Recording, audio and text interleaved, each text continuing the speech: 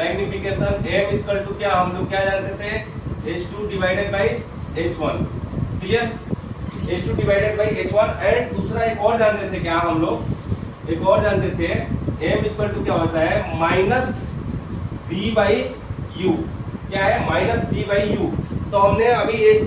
h1 का value हमारे पास है, h2 का वैल्यू हमारे को फाइंड आउट करना है, लेकिन हम मैग्निफिकेशन यहाँ से हम निकाल सकते हैं। m इक्वल टू क्या हो जाएगा, m इक्वल टू इस फॉर्मूला पे अगर पुट करें हम, तो ये माइनस है तो माइनस रहेगा,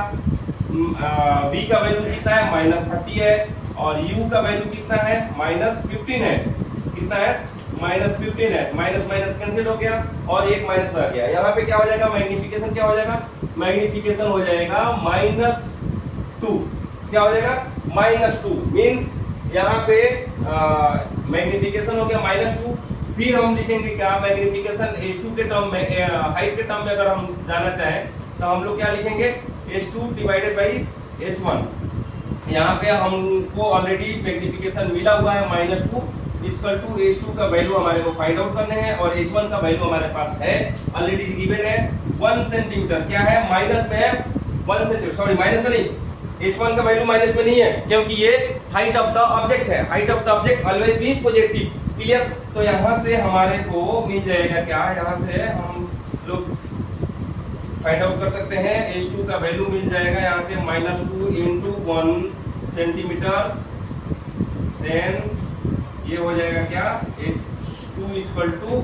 -2 सेंटीमीटर। अब यहाँ से हम बोल सकते हैं क्या, इसका नेचर जो है, नेचर ये रियल एंड इन्वर्टेड तो है ही, लेकिन मैं ये क्या है, मैग्नीफाइड है और दुगुना साइज बढ़ रहा है, किससे, ऑब्जेक्ट के साइज से। ऑब्जेक्ट कितने का था, 1 सेंटीमीटर था, बट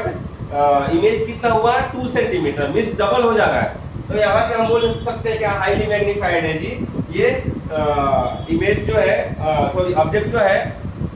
ऑब्जेक्ट से इमेज जो है हाईली मैग्नीफाइड है और greater than object in size, image is greater than object in size, clear, ये हम बोल सकते हैं। अब यहाँ पे 2-3 चीजें पूछा था, साइज पूछा था, हमने साइज बता दिया, 2 सेंटीमीटर हो गया, नेचर पूछा था, रियल एंड इन्वर्टेड हो गया, पोजीशन पूछा था,